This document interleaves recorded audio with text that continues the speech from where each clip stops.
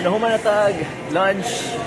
Next na tong activity kay mananatag bird show.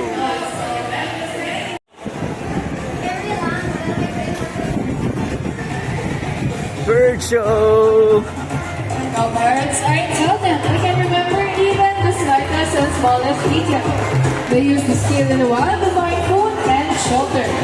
They defeat seeds, nuts, fruits such as durian, papaya, and rambutan. And they also love birds. Left, right, or in the middle? Again, left, right, or middle? Right, please, right there. There you go. Around all sorts like a bird. Rolling. Our cockatoo Piggy, our umbrella cockatoo Nigel, and our Molucan cockatoo Snow. So again, you're going to get up close and personal with this big, lovely bird. So that right there is Snow. This is Piggy and Snow ko no. Nigel.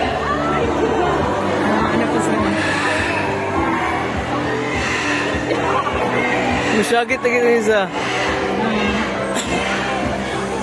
Flavors up. Now here with me is our sulfur crested cockatoo Piggy. Now these birds prefers their habitat along the edges of some tropical and tropical rainforests. Now these birds are primarily white with black wings with a distinctive sulfur yellow crest. So this is their crest. And a yellowish color underside wing. Scientific name is Cockatoos. Now next is our umbrella cockatoo Nigel. That is birds also called the great white crested cockatoos. That is because they're recognizable over other cockatoos by its holy white crest that races like an umbrella. Its scientific name is Cockatoos alba. So if you are to compare our sulfur crested cockatoo Piggy and our umbrella cockatoo Nigel Piggy has a yellow crest, meanwhile Nigel has a pure white crest. Now lastly, our Molucan cockatoo Snow. Now these birds are endemic with a surround archipelago of eastern Indonesia. They're also called salmon crested cockatoos. That is because of their pinkish white colored feathers. They are the largest among the white cockatoos. Its scientific name is Cockatoos molescensis. So in general, cockatoos raise their crest as a form of communication and indication of their mood, whether they're happy, frightened, or in mating. So as you can hear, these birds, guys, who here loves land? You guys love land? So I believe everybody knows addition, right? Now our next feature bird are different from the birds. There you go. So once again, our Molucan cockatoos. Kata ng hilomon? Or sa... Our equation is 7 plus 7.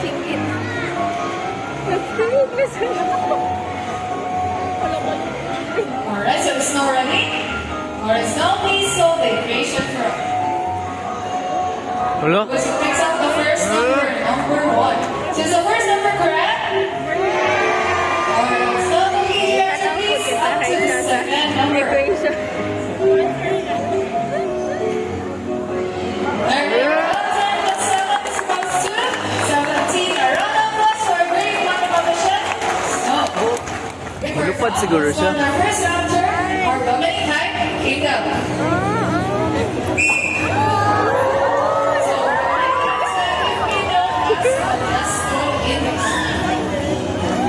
we're proud in Indians of women, Southeast Asia, Australia, and even the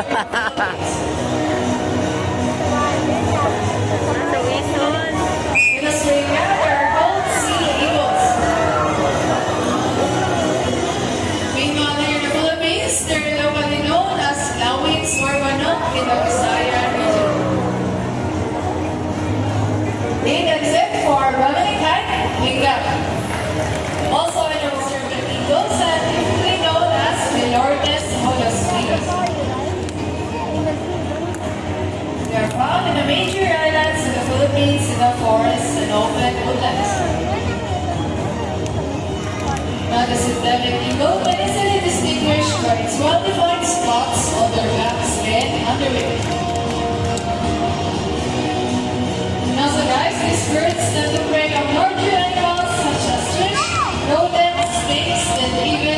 birds.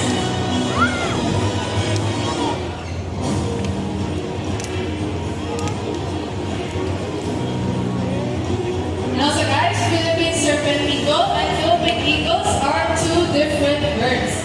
So Freddy right there is a Philippine serpent eagle, while a Philippine eagle is 3 times larger than Freddy.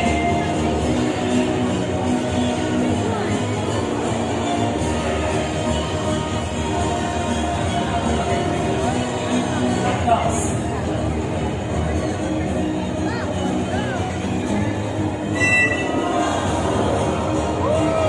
Okay, that is it for Philippine serpent eagle. Ready? Wala na, ni-escapo na to. Escapo. Very good. So if it just is an innate moving ability, the eagles come back to their nest and mate. So Zaki, a lot of animals are fresh and clean. It reduces cost and eliminates environmental pollution. So see, if Bandit can do it, then so can we.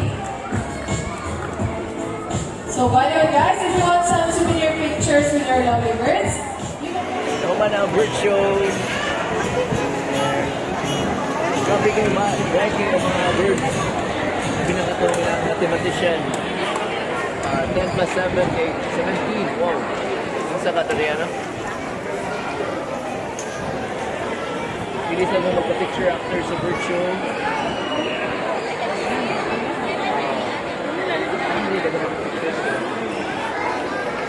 Thumbs up sa bird show. Hindi kami sa katong pati. Kasama sa lore ni ito.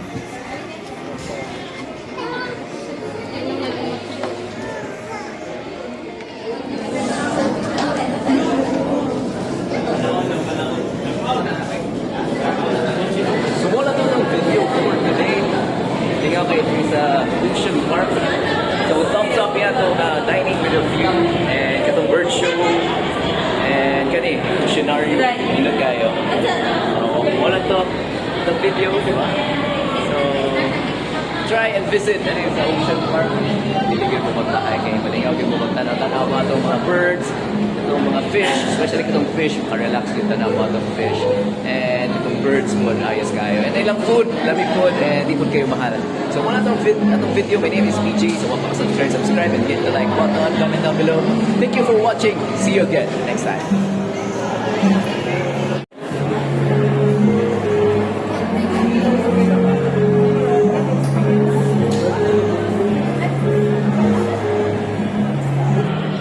Picture mo ano eh? Aesthetic mo na yun? Aesthetic wall.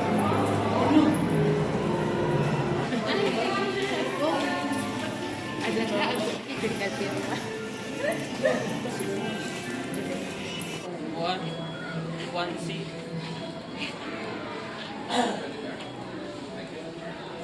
Nagpilo. Christian. Nasi flounder oh.